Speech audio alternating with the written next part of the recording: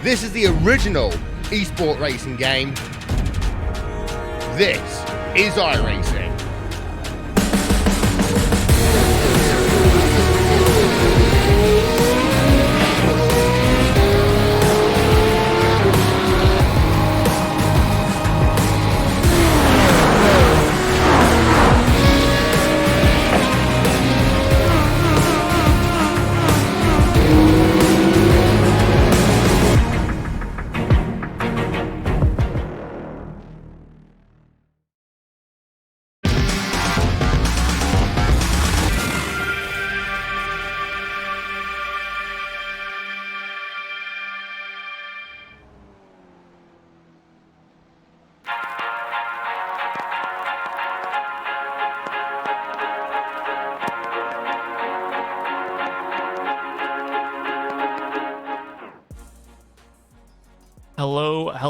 Hello everyone, and welcome to yet another edition of RaceSpot TV Friday Primetime, brought to you by the iRacing Esports Network. We're at WeatherTech Raceway Laguna Seca here for the iRacing Grand Touring Cup. I am Conor Pneumatic, and joining me as ever for these weekly broadcasts, it is Will Vincent. And Will, we're heading to Laguna Seca, of course, and with the cars that are also are part of this field, many of it free content, this is going to be many drivers' first experience with multiclass racing. It is, and we've got an interesting show for field here again today, Connery. We've got the highest I-rating driver at over 6,000. The lowest I-rated driver, well, that is just 982. It's also a short track and a narrow track, which means that you're going to have to negotiate that traffic well.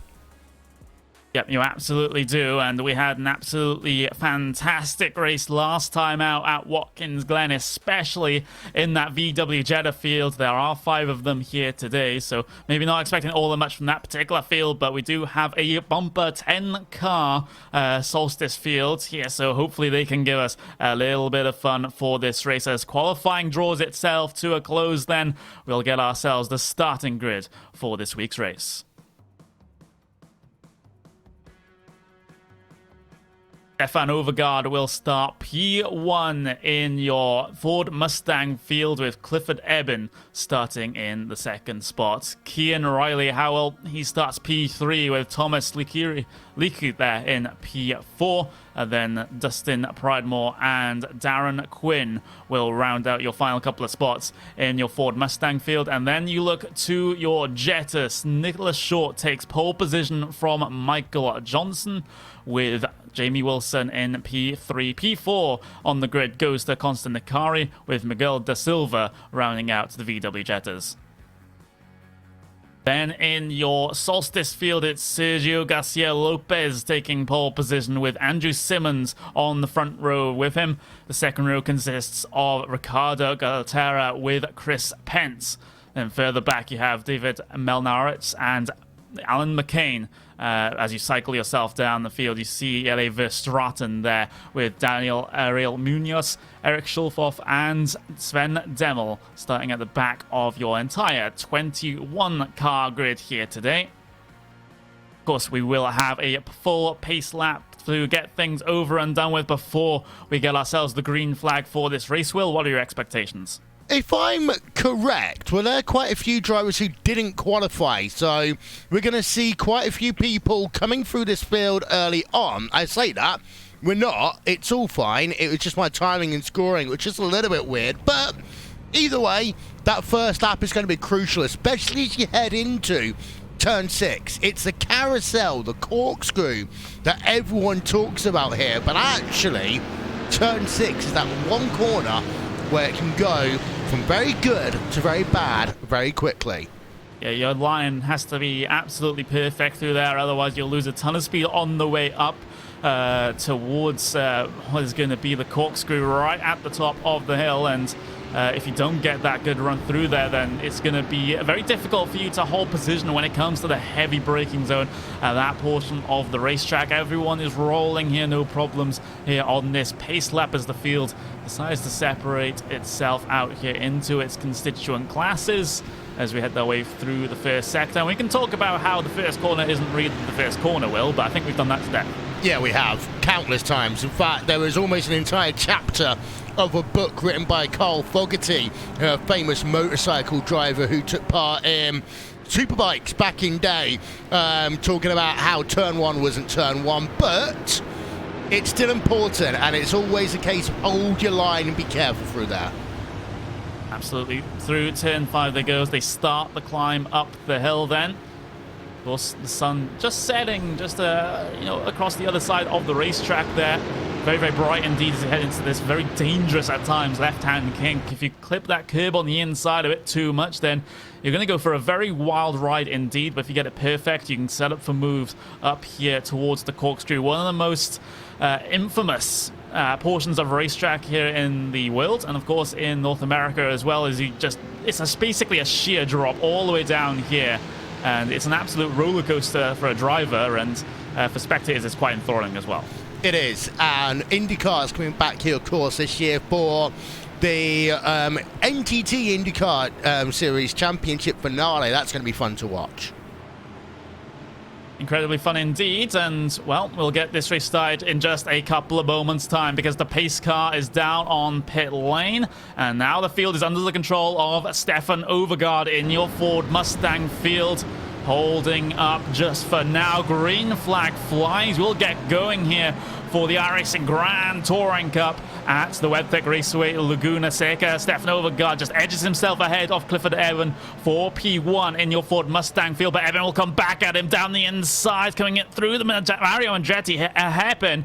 Well, huge drama here early on for your first place position in your Ford Mustangs, but Stefan Overgaard will hold on just for now as they head their way into turn 3. Eben looking for the up and under, still tries to take it side by side with the race leader up to turn 4. There's contact between the two of them. Around goes Overgaard. Huge drama in the first lap of the race. Yeah, there is Stefan Overgaard. We had a wonderful shot of that entire battle going on at the front of your field, and Overgaard, as a consequence, not only now down the rear part of your field, he's got to negotiate a ton of traffic.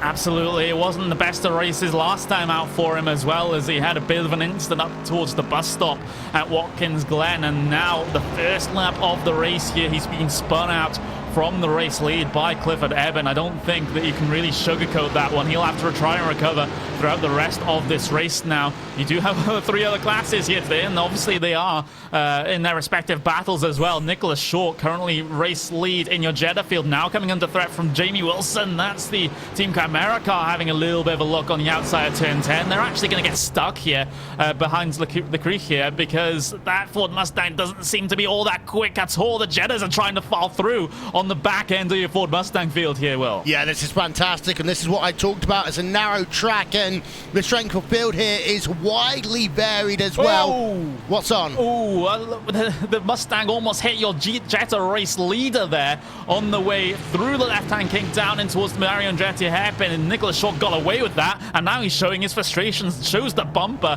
to the Mustang as he tries to wrestle him through the Mario Andretti hairpin. This isn't a battle for position, this is a battle between 2 different classes. It is, and Nicholas Short's got to remember things like incident point limits, but also the fact that he's got Jamie Wilson and Michael Johnson right behind him as they work themselves now down through that right-hander before the long sweeping left as you start the climb up the hill.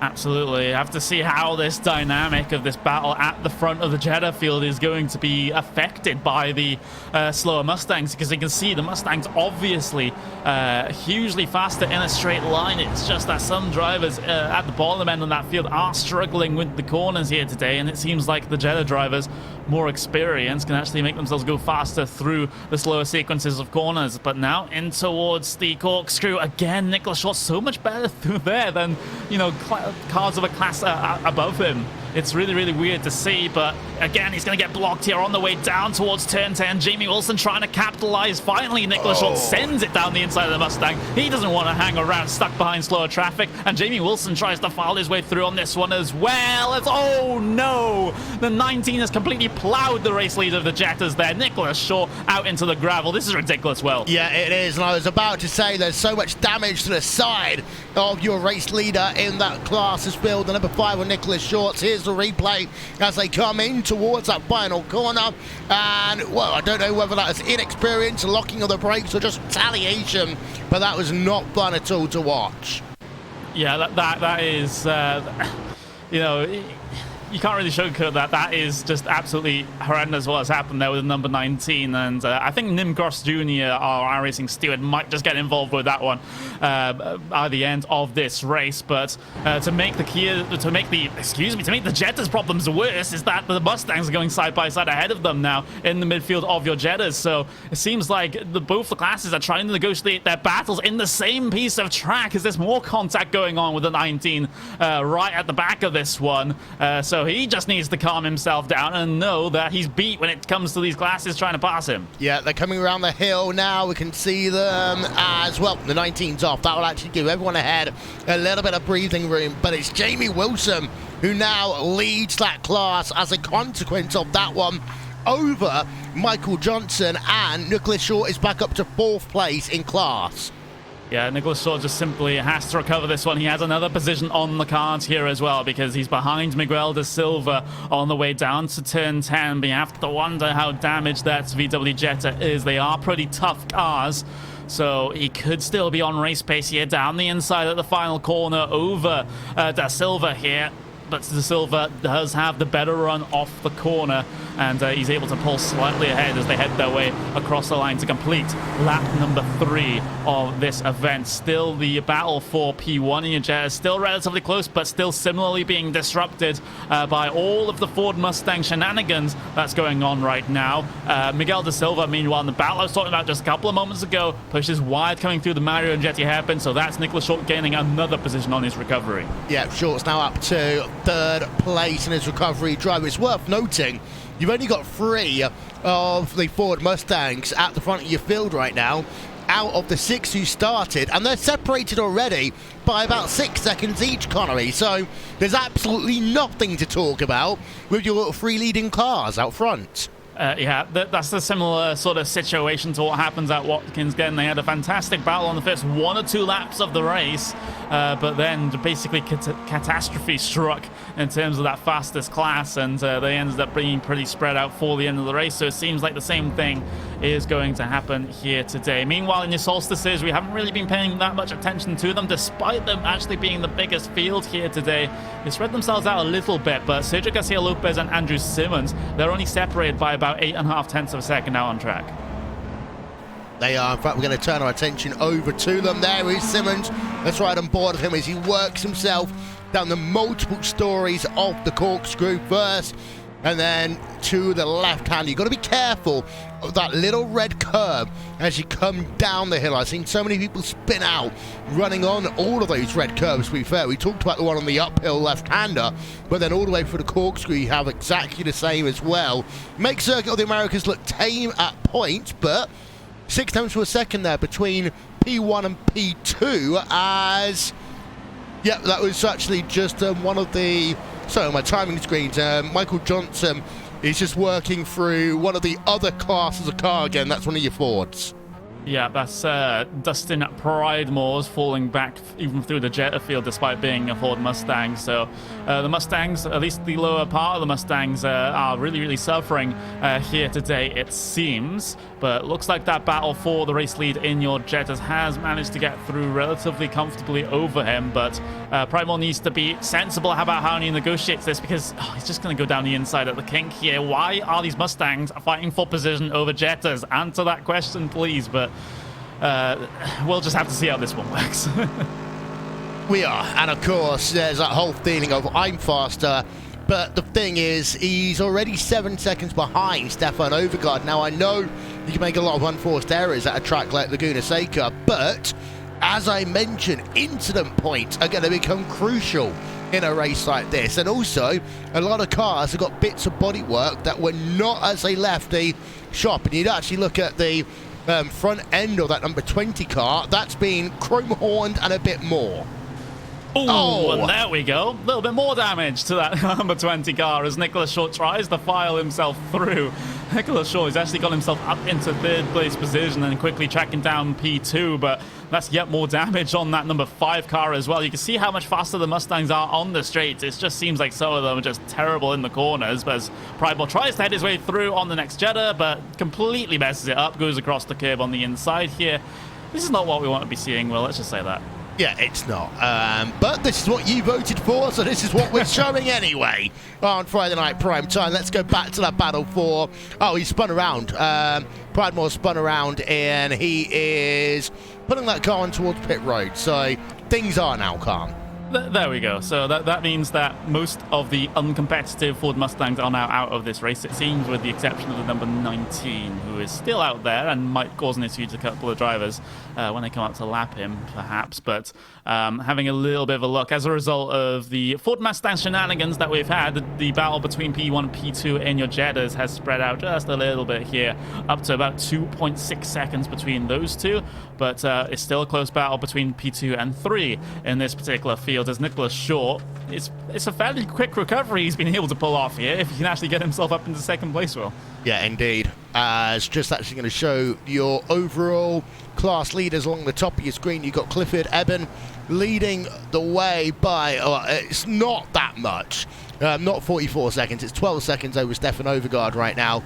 In your VW field, Jamie Wilson, 2.8 seconds over Michael Johnson. And in the Pontiac Solstice class, Sergio Garcia Lopez continues to hold that lead over Andrew Simmons. That is 0.7 of a second right now, as we're going to second place in your Jetta field, and that is Michael Johnson defending from Nicholas Short. Yeah, Nicholas Short using the maximum track exit of as much as possible out of the Mario Andretti hairpin, and then through turn 3, got a lot of the curb as well, but still has the speed on the exit of the corner, brings his front bumper right up to the rear of Michael Johnson, and now he looks for the run out of turn 4 for the move into turn 5, perhaps here for Short. Just going to stay in line for now, and then a late move down the inside. Big power move from Short, a little bit door barging through the middle of the corner, and that is Short all the way through. It is. Nice aggressive move there by Short. They're going to go through that left-hander now, as he's actually pulling out away pretty quickly, half a second in the space of a corner. But I think more than anything else, Johnson was just a bit frightened off the road there. Yeah, just a little bit. It was a close run thing coming off the corner as well. We did see a little bit of door rubbing, door barging, but in sorts of, sort of touring cars like this, then that is to be expected, perhaps, a little bit of door rubbing here and there, but not the absolute carnage that we saw earlier on in the race, that is for sure. But Nicholas Shaw up into P2 now, and very quickly going to be trying to catch up on Jamie Wilson here for the race lead. But he's been in the wars, bit of damage to the rear end of that Jetta, bit of damage to the front end of it as well, but it seems like it still has a lot of speed. A 1:37.2 last time around, and that was the exact same time that your race leader set as well. But Nicholas Short had to pull off a pass in that lap as well. Yeah, impressive. Going down the field a little bit, actually, to the Pontiac field, we've got Jelle Verstraeten. It's close, but it's not quite the same as Max. We never know. We might get 2,000 people watching the stream now as a consequence of us saying something close to that. But he's trying to make a pass over Daniel Ariel Munoz in the number 13 car. And also, a note to the people watching on YouTube, please remember not to drink and drive, including sim racing and drive. It's just not funny. I suppose we can say that indeed. And Jelle Verstraeten, I almost made that same mistake there, Will. Oof, yep. Got away with that one. But down into the Mario Andretti hairpin, double apex left-hander. Verstraeten not really able to manage it, at least this time around.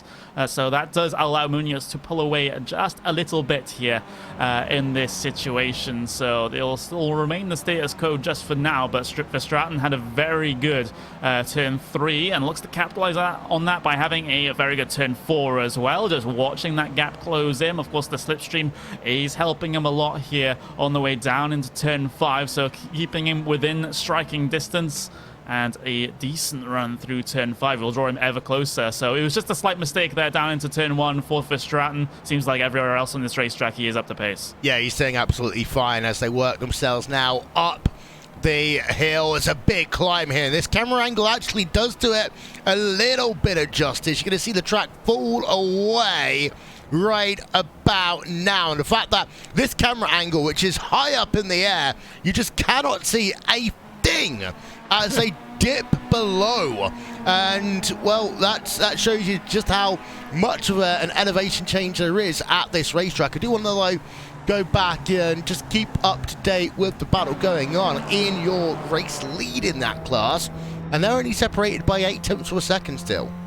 Yeah, seems like it hasn't changed all that much since when we last seen it. So Garcia Lopez just managing the gap here, perhaps, all the way back to Simmons. Simmons is feeling the sort of tail end of the draft here, so that's sort of keeping in contention, but I've yet to see any sort of sign that Simmons may be able to catch Garcia Lopez here unless he has a turn of pace later on in the race. We will just have to wait and see. But for now, it is Garcia Lopez, highest iRacing driver in this entire field. About 6,200, leading the Solstices here, and stands to gain a decent chunk if he finishes in P1 as well. So with about 10 minutes remaining, it seems like your class leaders in both your Mustangs and of course your Jettas seem relatively sealed right now, but everything can change over the course of a couple of laps, that is for sure. Yeah, and actually it has changed a little bit. Because we're on board with Andrew Simmons, and he just goes wide coming up the hill. And I just want to have a look. He doesn't actually hit that red little sleeping policeman, but he does push wide, and that cost him about 0.4 of a second, which doesn't seem like much until you remember how slow these cars are. And 0.4 of a second, it's not just that, it's then the momentum. He's actually lost another second already, yeah. And now he's 3 seconds behind. So scruffy lap, as also we have almost had a bit of a scare there. Technical issues for your overall race leader, Clifford Eben. He disappeared for about 15 seconds, long enough for me to realize it, but he has come back to life. Yeah, maintaining connection to the server, of course.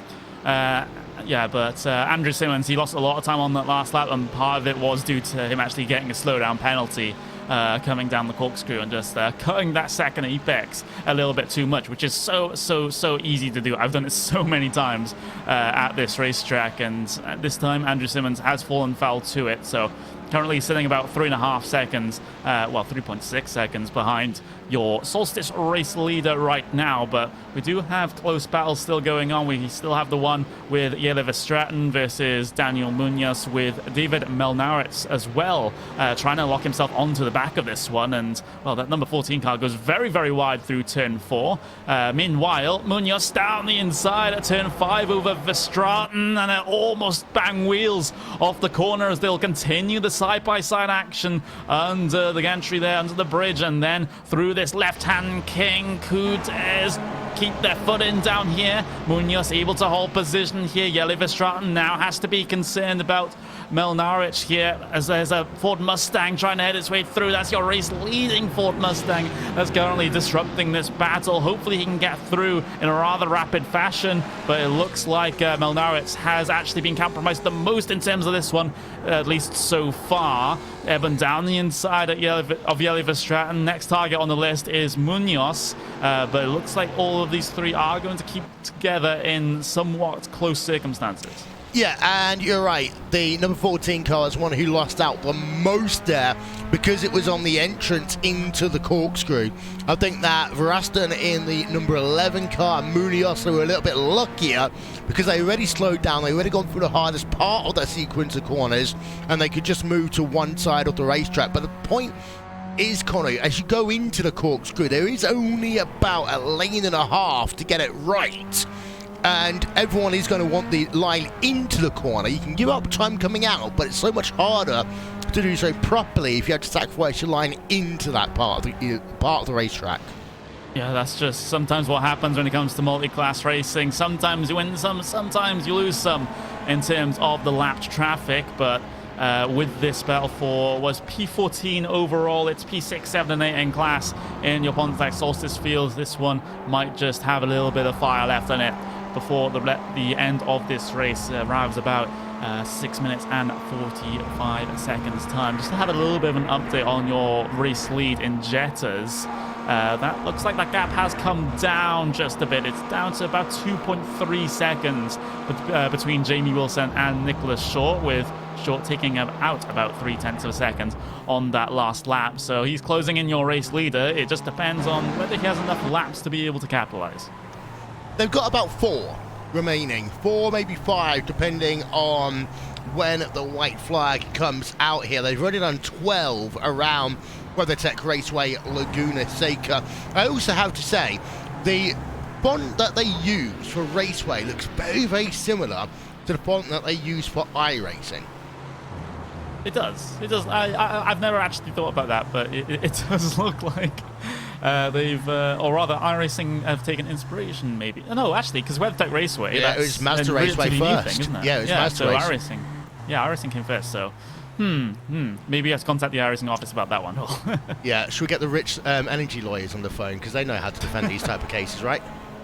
Yeah, and then just say some really, really bad things on Twitter and get ourselves into a lot of trouble that way, right? Yeah, I mean, I've heard about implosions of companies, but that's going to be one of the worst that I've seen. And Haas, our offer still stands, £4.50 we'll give you if you put the Racebot TV logo on the car, or of course Racebot Energy coming to a store near you. Maybe never. Maybe not. Who knows in this world? But with the racing going on here, well, maybe some of them might need energy drinks to wake up, especially what happens after that race start. But with the whole situation that we had with the interclass battles, or rather cross-class battles, whatever you want to call it.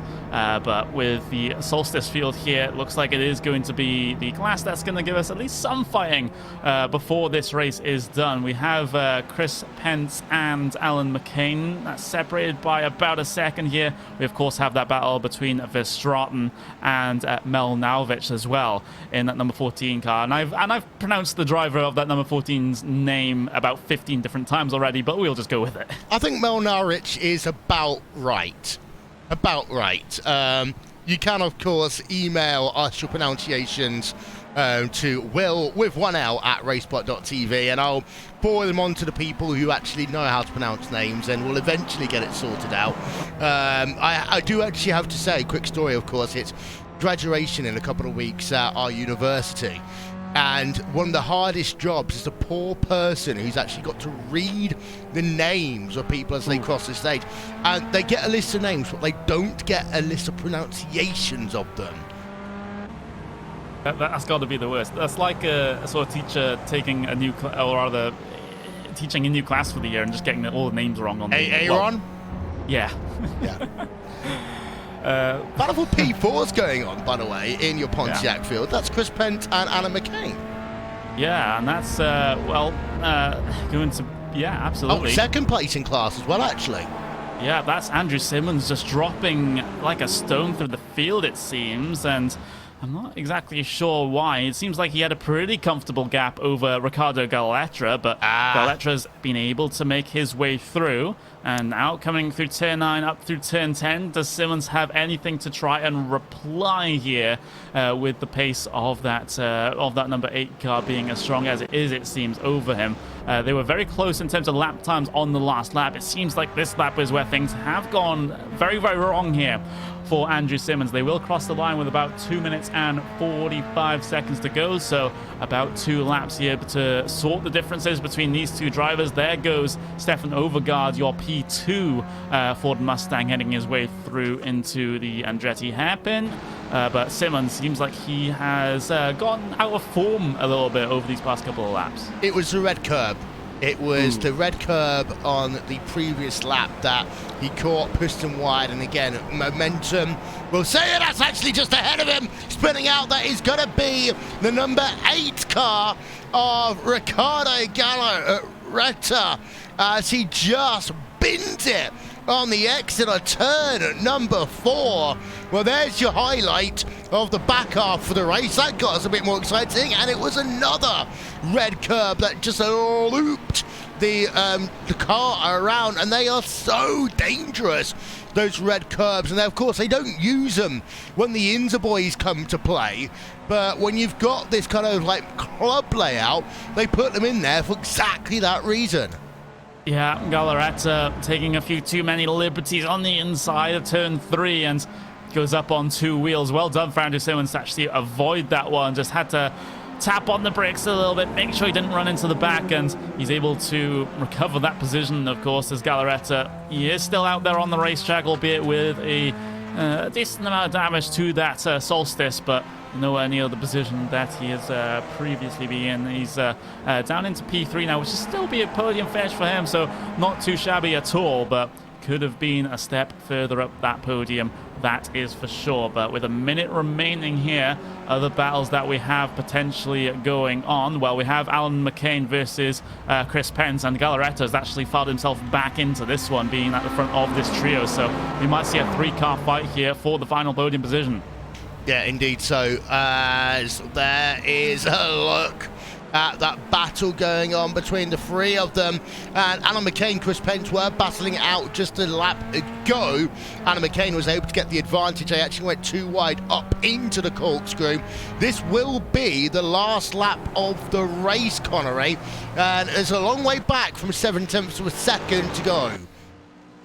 Yeah, long way back, but it could well be possible here for those drivers involved. Meanwhile, Clifford Eben, he's ending his way up towards the corkscrew right now. 10 seconds remaining. That just gives you all the confirmation you need about the end of this particular race. But that battle for the final podium spot in your Solstices is still very much undecided. But is anyone going to go for a lunge from quite far back? That might just be what's required here between these 3. But Clifford Eben through the final corner then. It was a horrendous race in that Ford Mustang field, but the last man standing for all intents and purposes will be Clifford Eben. Car completely clean. He'll head across the line to win here in your Ford Mustangs. But having a look back to the battle for P3 in your Solstice field, that is still very close indeed. Alan McCain, he has the inside perhaps for turn 10. Not going to go for it this time. It has to be a last lap, last corner dive down the inside for McCain. Maximum on the brakes, inside line, door barging off the corner, but Galarreta has the run off, and that is all he needs to get to the line first. He will get P3 in your Solstice fields. Sergio Garcia Lopez won in that exact same field, and now we're just waiting for Jamie Wilson to head his way across the line as the race winner of your VW Jettas. Yeah, we apologise when we tried to catch Clifford Eben, but his internet connection was born in 1982, unfortunately, so it weren't able to really catch much of him coming past the start-finish line. Well, that was a fun race. It was a bit dull in the middle, Connery, but the top and tail part of it makes for a good couple of highlights. Yes, it does, and we can go through and clip them all up and put them into one fantastic package. That might be what I'll do at the end of this one, but one thing I have to do is go through your official race results.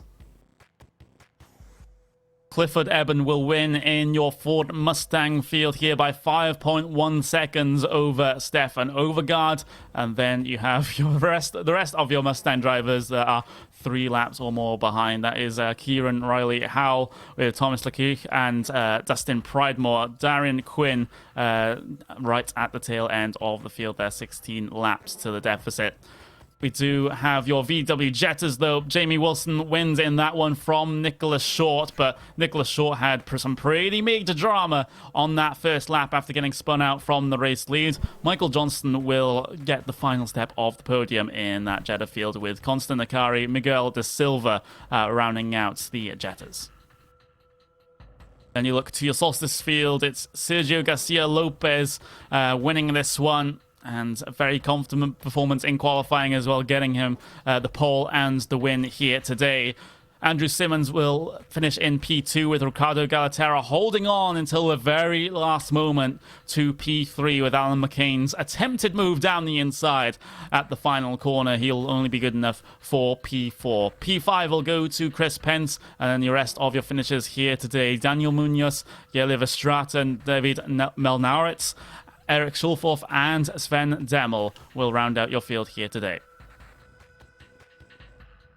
Well, that is yet another RaceSpot TV Friday primetime in the books here. Well, of course, you've already described your feelings on this race, but next week we do head to the new Silverstone. Yay! Which means I need to learn all the corner names.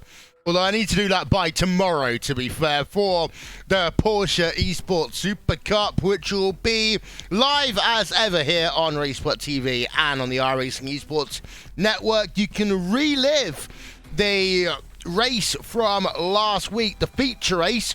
That will be at 1:30 p.m. GMT, and then we start our live coverage at the top of the hour, 2 p.m. GMT, which is... Wait, maths time. It is 10 o'clock Eastern time, Connery. I got there in the end. 10 o'clock Eastern time. Yes, it is. Of course, the championship starts to heat up a little bit in the Porsche Esports Cup, and that is Super Cup, excuse me, and that is a little bit of an understatement there. Can Joshua Rogers hold on? He was so strong early on in the season, but a couple of bad race weekends mean that Maximilian Benecke and Mitchell de Jong are really within striking distance at this point, and we might just see a swap for position in terms of the championship when we get tomorrow's races done, which will be a big storyline. Yeah, it's going to be incredibly fun, and it's going to be fun to see what will happen as drivers will take to the new Silverstone layout with, of course, the whole Silverstone wing and all that thing. I will say one thing, Connery. I miss Bridge Corner. I miss the Abbey chicane. I'm sorry, but you took out two of the most... I mean, the Abbey chicane was always fun, but then Bridge Corner itself was always one of those things that...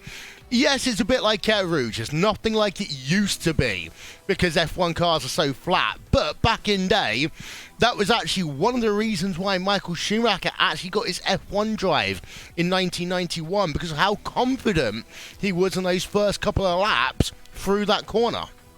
There's your fact for the day. Yeah, it was absolutely impressive to see, of course. And, well, of course, with the new layout, it's not really... a factor in the modern racing here, but of course it's going to be our first broadcast from the new Silverstone tomorrow, and we're definitely looking forward to that one. So join us tomorrow afternoon for the next round of the Porsche Esports Super Cup. But if you want more Grand Touring Cup action, well, it's the same time, same place next week. RaceSpot TV Friday primetime in the books. We'll see you whenever we get to see you.